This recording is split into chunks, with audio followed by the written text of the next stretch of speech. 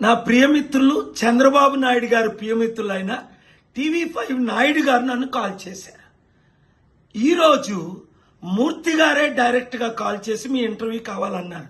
38 మంది ఇంటర్వ్యూ అడిగినా ఇవ్వకుండా మూర్తి గారు కదా, నాయుడు గారు కదా, చంద్రబాబు నాయుడు గారు మిత్రులు ఛానల్ కదా, మంచి అవకాశం ఇస్తారని ఒప్పుకున్నాను. చాలా విచారం ఏంటంటే ఆయన నన్ను మాట్లాడనివ్వలేదు. ప్రవీణ్ పగడాల హత్య అని 100 మంది 1000 మంది రుజువులతో ముందుకు వస్తున్నారు. అది ఇన్వెస్టిగేట్ చేయాలి. ఇప్పటికి 22 ప్రశ్నలు అడిగాను. ఆ 22 ప్రశ్నలకి ఒకటానికి జవాబు లేదు. ప్రవీణ్ తాగుబోతూ ఆయనే తాగేశాడు, పోలీసు ఆయన్ని పట్టుకున్నారు అంటున్నారు. మరి చట్ట ప్రకారం పోలీసు పట్టుకున్నప్పుడు ఏం చేయాలి? ఆయన అరెస్ట్ చేయాలి, ఆయనకు ఫైన్ వేయాలి, ఆయన్ని కాపాడాలి, ఆయన్ని తొక్కకుండా మోటార్ సైకిల్ డ్రైవ్ చేయకుండా చూడాలి. మరి పోలీసు అవన్నీ చేయకుండా అక్కడ ఆయన కూర్చోబెట్టి ఆయనకు భోజనం పెట్టారట, లడ్డూలు ఇచ్చారట. ఇదా చంద్రబాబు నాయుడు గారు పోలీసులు చేస్తున్న పని? ఇప్పుడు ఆ పోలీసు కానీ ఆయన అరెస్ట్ చేసి ఉంటే ప్రవీణ్ యాక్సిడెంట్ అవ్వకుండా ఉండు కదా. ఇది యాక్సిడెంట్ కాదు, ఇది హత్యే.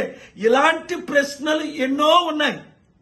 నేను సుప్రీంకోర్టులో వేస్తాను, ఏపీ హైకోర్టులో అడుగుతాను, లేదంటే ఇంటర్నేషనల్ క్రిమినల్ కోర్టులో రేజ్ చేస్తాను, సిబిఐ నుంచి FBI వరకు ఇన్వెస్టిగేట్ చేయిస్తాను.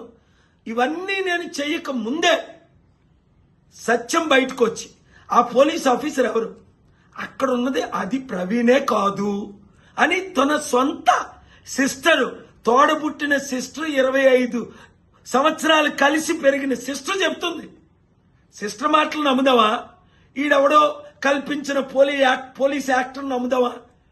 పోస్ట్ మార్టం కాకముందే ఇది యాక్సిడెంట్ అని చెప్పిన పోలీసులు నమ్ముదామా? అందుకే ఎవడు పోలీసులు నమ్మట్లేదు, మంచి పోలీసులు ఉన్నప్పటికీ. ఎందుకంటే హోమ్ మినిస్టర్ ఏం చెప్తే అదే చేయాలి కదా పోలీసులు. లేదంటే వాళ్ళు ట్రాన్స్ఫర్ చేయరు, లేదంటే వాళ్ళు ప్రమోట్ చేయరు. ఇదే జరుగుతుంది. అందుకనే కోర్టుల మీద, పోలీసుల మీద ప్రజలకి నమ్మకం పోయింది. ఆ నమ్మకం తీసుకురావడం కొరకే చంద్రబాబు నాయుడు గారు దీన్ని పూర్తిగా ప్రాపర్గా ఇన్వెస్టిగేట్ చేయించి ఇప్పుడున్న పోలీసుల్ని తప్పించి రాష్ట్రాన్ని కాపాడాలి. 20 కోట్ల క్రైస్తవులకి న్యాయం చేయాలి. 100 కోట్ల మంది ప్రశ్నిస్తున్న వారికి న్యాయం చేయాలి. ఈ వీడియో అందరూ షేర్ చేయండి.